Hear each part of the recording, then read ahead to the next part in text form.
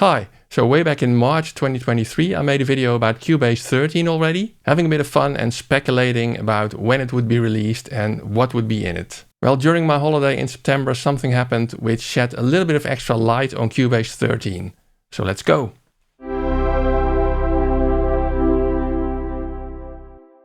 So what happened exactly? Well, apparently on a Tuesday, mid-September, and remember, Cubase is typically released on a Wednesday, a music store in Cyprus posted the announcement page or maybe their product page for Cubase 13 already. And there's this store here, Nakas Music in Cyprus, and the page that they published about Cubase 13 is obviously no longer up, but you can see from the products that they're selling that they're selling quite a lot of versions of Cubase. They're selling the Steinberg key, so this seems to be quite a reputable Steinberg dealer. So it's likely that this was not actually a hoax, but just an error in them publishing a web page too early. And around the same time, this page was also published on the Steinberg website.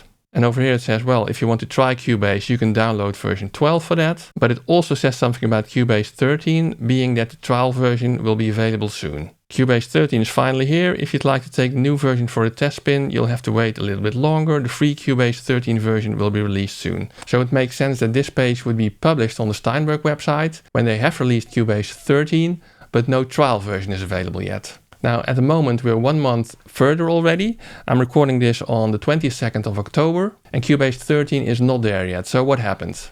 Again, it's a bit of speculation, but it kind of makes sense that it has to do with this announcement of Steinberg, which talks about their online shop being not available at the moment. Now, as for the reason, it is stated over here. Apparently, their online shop is run by a third-party provider. I remember it's called AskNet, at least that's where I bought my recent Cubase versions. And this third party has entered into self-administered insolvency, and Steinberg has decided to engage a new trusted business partner to restore their online shop. So basically they're looking for a new third party to run their online shop and sell their software online. There's actually a long thread in the Steinberg forums about this as well, and from the last posts it seems that they're nearing a deal with another third party, but at the moment they do not have an online shop. And as they state at the bottom of this information article, in the short term, planned product releases will be delayed until we have a new online shop in place. So the speculation is that they were planning to release Cubase 13 mid-September. However, at the same time, it also became clear that they would not be able to sell Cubase 13 through their own online shop. Now, even though most Steinberg software can still be bought at their dealers, to me it seems to make sense that they probably pulled and delayed the release of Cubase 13 until they have their own online shop online again. However, the internet being what it is, a lot of people grabbed the info that was published for a short period on that Cyprus site, grabbed some screenshots that they apparently also found on that site, and they were posted and discussed in a lot of forums and even in a few YouTube videos already. So let's have a look at one of these forums, which contains a nice formatted list of the new features in Cubase 13. So this site is called VI Control, and it contains a 52-page discussion on the leak of Cubase 13. First thing that they mention is that there is a channel tab for Mix on the go. So the new channel tab in the project window gives you direct access to your mix without leaving the arrangement. The new design means you can intuitively find what you need, letting you mix on the go in a compact per channel view. Now initially to me it does not immediately ring a bell how this would work, but there are some pictures available, and one of them is an overview of probably one of the demo projects in Cubase 13. It's on a 4K screen, so it's all pretty small, but if I zoom in a little bit, you can see that, yeah, it's definitely Cubase. The graphical design and styling has changed a little bit. The feel is more 2D again, instead of the more 3D buttons that we have in the current Cubase 12. You still have the split window, where they currently have the mixer in the lower zone. If you compare it to the current split window for Cubase, it looks like this. Obviously, I'm running this in a lower resolution. This could very well be the new look of Cubase 13.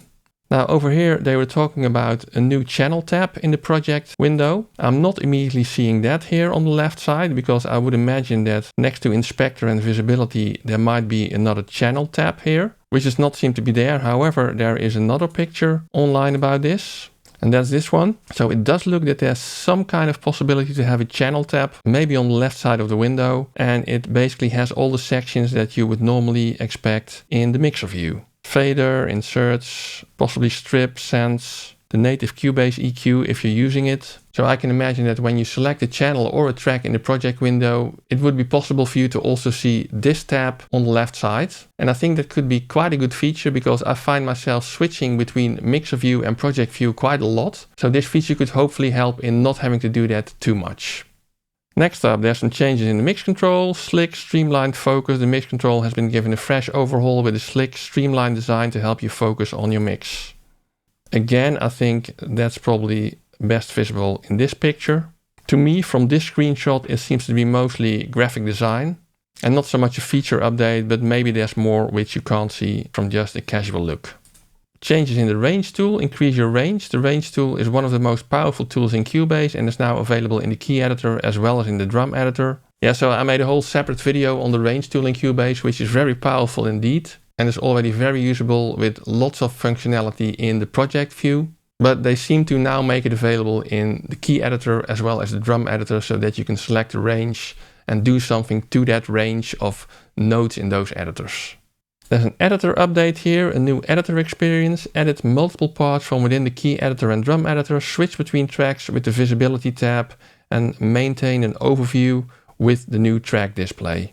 Okay, so I couldn't find a screenshot of that, but I can imagine that in both the key editor as well as the drum editor it's now possible to display the notes of multiple tracks and then somehow switch between which track you're editing. So that could also be a very useful feature to not have to jump around between editors too much. There's something specifically for vocal production. A new vocal chain plugin is what's mentioned over here. And they did an update to chord pads to make it easy to find creative chord progressions. New presets give you excellent starting points and enhanced functions make it even simpler to create unique music. Yeah, I also did a separate video on chord pads and the whole chord functionality in Cubase, which I actually talked about in multiple videos in a separate playlist. So I'm very curious to see those exact enhancements as well. They're talking about an orchestral library which has been added to Cubase. Iconica Sketch, it's called apparently. And this allows you to create full orchestral scores of the highest quality with a whole lot of articulations and instruments in a 5 GB library. So yeah, great. There are third-party free orchestral libraries available as well. But if it's directly in Cubase, that's always a plus. The sampler track seems to have been tweaked with a new spectral warp mode for extreme manipulation and powerful envelope creation. Not sure what that's about, so we'll have to wait until Cubase 13 is actually released. Apparently a vocoder is reintroduced into Cubase. I have never used or even remember the previous vocoder, so we'll see what that's like. They added a compressor called Black Valve, which states is a classic tube compressor with lots of warmth and character. Its sonic detail makes this tribute to one of the most iconic studio processors really stand out. So to me that sounds like they added a Fairchild emulation to Cubase. Apparently they also added 2 new equalizers, EQP1A and EQM5. That sounds to me like they added a Pultec emulation to Cubase. There's a new Vox Comp, which is a compressor for vocals. And there apparently are 5 exclusive new sample packs, which are part of Cubase by Grammy-winning producers. Now over here is a list of the smaller changes, which I'll let you read through your own. I'll just go into a couple of them, which sort of strike me as being very useful. This one, I think this one is also very long overdue, is that you can change the channel configuration from a mono to a stereo track and vice versa. There were tricks for generating a stereo track from a mono track and going back, but that actually introduced new tracks in Cubase and you could immediately delete the previous track. Again, I have a separate video about that, but it's much better, of course, to just have that control on the track directly and be able to switch it from mono to stereo and back.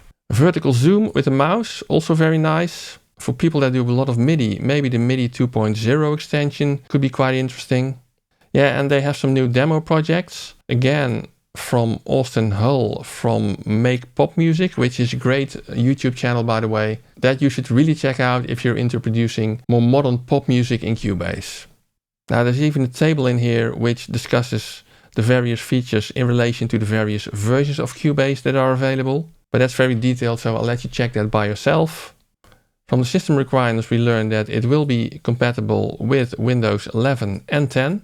And what actually kind of surprised me is what they're saying over here, is that Cubase does not support VST2 when running natively on Apple Silicon Macs. Now, this is nothing new, of course, because this was also already the case in Cubase 12. However, what surprises me is that they're still only talking about this in Apple Silicon Macs and not across the board of operating systems, because they announced that they would start pulling VST2 support from most of their applications like years ago already. So I thought that Cubase 13 would probably be the first one which would not be able to run the VST2 plugins anymore in any OS. But from this, it seems to still only apply to Apple Silicon, and in the other OSs you can still run VST2 plugins.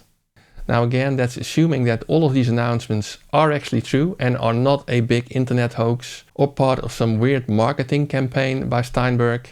But given the way it all happened, it really seems to be a combination of an honest mistake and the third party that Steinberg used for their online shop, which is about to go bankrupt. So I'll leave links to all of these forum threads in the description so you can check them out by yourself if you're interested in even more details. And let's hope that Cubase 13 will be released shortly, because there seem to be a lot of nice features in there.